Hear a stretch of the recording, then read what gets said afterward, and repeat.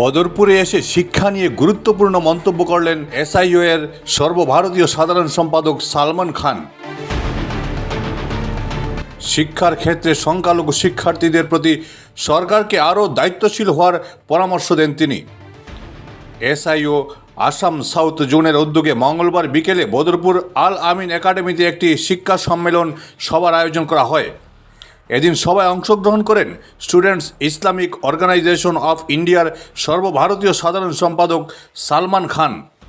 সভা শেষে সংবাদ মাধ্যমের সম্মুখে ছাত্রনেতা সালমান খান দেশের শিক্ষার পরিস্থিতি নিয়ে গভীর উদ্বেগ প্রকাশ করে বলেন, সরকার শিক্ষার অধিকার আইন বাস্তবায়নে ব্যর্থ হয়েছে। দেশের তরুণরা তাদের শিক্ষাক্রম শেষ না করেই তাদের শিক্ষাযাত্রা পরিত্যাগ করতে দেখা যায়। এটা অত্যন্ত দুর্ভাগ্যজনক। তিনি আরও বলেন, এসআইও জন্মলগ্ন থেকেই সারা দেশে শিক্ষা প্রতিষ্ঠানে শিক্ষার পরিবেশ স্থিতিশীল করার জন্য কাজ করছে। সরকারকে শিক্ষার ক্ষেত্রে সংখ্যালঘু শিক্ষার্থীদের প্রতি আরও দায়িত্বশীল হবে বলে জানান সালমান খান। ব্যুরো রিপোর্ট, জনমত টিভি। আজকে এসআইও আসাম সাউথ জোনের পক্ষ থেকে আপনাদের সবাইকে স্বাগতম জানাই এই মিডিয়া কনফারেন্সে।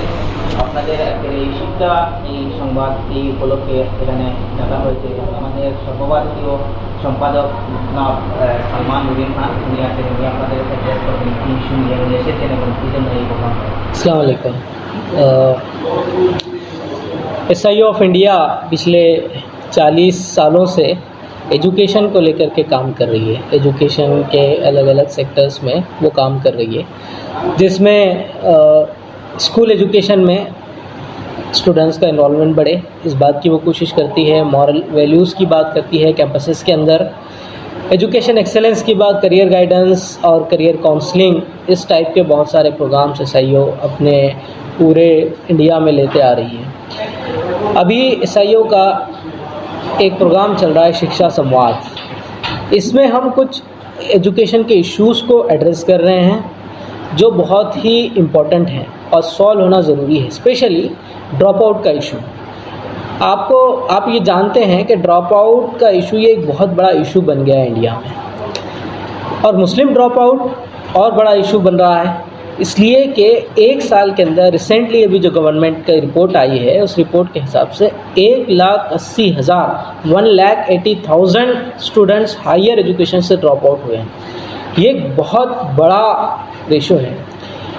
18% इन जनरल बच्चे स्कूल से ड्रॉप आउट होते हैं ओवरऑल, लेकिन उसमें भी 23% जो है वो मुस्लिम बच्चे ड्रॉप आउट हो रहे हैं। तो ये एक बहुत इम्पॉर्टेंट इशू है, बहुत क्रिटिकल सिचुएशन है मुल्क के लिए। हम चाहते हैं कि ये ख़त्म हो जाए। इसके लिए हम अलग अलग जगह पर एजुकेशनिस्ट से मुलाकातें कर रहे हैं और जो एजुकेशन में काम कर रहे हैं उन लोगों से मुलाकात कर रहे हैं, ऑर्गेनाइजेशन से मुलाकात कर रहे हैं, और कोई कोलैबोरेशन एफर्ट्स लगा करके इन इश्यूज़ को सॉल्व करने के लिए क्या चीज़ें की जा सकती हैं वो बात हम कर रहे हैं। इस पर हम गवर्नमेंट से ये डिमांड कर रहे हैं कि गवर्नमेंट जो है वो 1,80,000 स्टूडेंट जो ड्रॉप आउट हुए हैं वो कैसे ड्रॉप आउट हुए हैं, इतना ह्यूज क्वांटिटी कैसे एक साथ ड्रॉप आउट होती है, इसके ऊपर एक रिपोर्ट गवर्नमेंट जो है वो तैयार करे। अगर सही आंकड़ा नहीं है वो भी बताए, अगर सही है तो उसका क्या सॉल्यूशन है उसकी तरफ गवर्नमेंट बात करे। हमारा गवर्नमेंट से इस शिक्षा संवाद में ये भी डिमांड है कि मौलाना आज़ाद फेलोशिप को रिस्टोर किया जाए। 6,000 मुस्लिम स्टूडेंट्स जो रिसर्च में जाते थे वो डायरेक्टली इफ़ेक्ट हो रहे हैं इस स्कॉलरशिप के हटाने से। तो हम ये डिमांड करते हैं गवर्नमेंट से कि उसको जो है फौरी रिस्टोर किया जाए मौलाना आज़ाद फेलोशिप को। मुस्लिम कंसंट्रेटेड डिस्ट्रिक्ट जो हैं, माइनॉरिटी डिस्ट्रिक्ट जो हैं, वहाँ पर यूनिवर्सिटी, हर एमसीडी के अंदर एक यूनिवर्सिटी को इस्टेब्लिश किया जाए। हमारा गवर्नमेंट से ये डिमांड है। और जहाँ इंस्टीट्यूशन हैं उसकी क्वालिटी को इंक्रीज़ करने के लिए कोशिश की जाए। एंटी डिस्क्रिमिनेशन सेल हर इंस्टीट्यूट में बनाया जाए। जहाँ भी मुसलमानों के साथ में डिस्क्रिमिनेशन होगा वो उस पर फ़ौरन एक्शन लिया जाए और उसको जो है वो सॉल्व किया जाए। ये हमारा गवर्नमेंट से डिमांड है। हम ये भी डिमांड करते हैं कि एजुकेशन को एजुकेशन ही की तरह देखा जाना चाहिए, हिस्ट्री को हिस्ट्री ही की तरह देखा जाना चाहिए, उसको सैफ्रनाइज करने की कोशिश नहीं करना चाहिए। एक विशेष आइडियोलॉजी से एक्चुअल हिस्ट्री को चेंज करने की कोशिश नहीं करनी चाहिए। जो फैक्ट है, जो एक्चुअल हिस्ट्री है, उसी हिस्ट्री को दिखाना चाहिए। हमारे ये कुछ डिमांड्स हैं, इस डिमांड्स को लेकर के हम पूरे इंडिया के अंदर शिक्षा संवाद कर रहे हैं, एजुकेशन अपलिफ्टमेंट की कोशिश कर रहे हैं, और उसी का एक चैन है जो आज बदरपुर में ये शिक्षा संवाद की मीटिंग थी।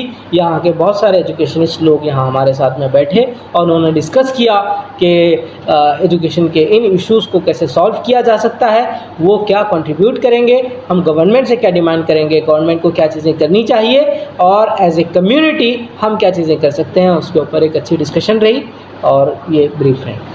तो राइट टू एजुकेशन के सिलसिले में गवर्नमेंट का जो लोग है वो लोग उसको इम्प्लीमेशन करना चाहता है, लेकिन आज भी होटल और रेस्टोरेंट में बहुत सारे रेस्टोरेंट में जो काम करता है, तो इस बारे में आप लोग गवर्नमेंट को क्या डिमांड कर रहे हैं? जी, आरटीई के ज़िम्मन में, आरटीई के रिगार्डिंग हमारी डिमांड ये है कि आरटीई को आकर के 10 साल से ज़्यादा टाइम हो रहा है, लेकिन उसका इफ़ेक्टिव इम्प्लीमेंटेशन नहीं हुआ है। गवर्नमेंट बहुत बुरी तरीके से फेल हुई है आरटी को इम्प्लीमेंट करने में। कई ऐसे गांव हैं, कई ऐसे इलाके एरियाज़ हैं जहां पर आरटी का इफ़ेक्टिव इम्प्लीमेंटेशन नहीं देखने को मिल रहा है हमको। कई जगह तो सीट्स जो ऐसी ही रह जाती हैं, वैकेंट रह जाती है बच्चे, तो अवेयरनेस भी नहीं है। गवर्नमेंट को जैसे काम करना चाहिए था वो काम प्रॉपर तरीके से नहीं हुआ है, तो इसको रिथिंक करे, उसको स्टडी करे गवर्नमेंट। हमारी डिमांड ये है कि हर बच्चा एजुकेशन हासिल करने का जो हमारा सपना है, देश को आगे बढ़ाने का जो सपना है, वो बच्चों के एजुकेशन ही से होगा।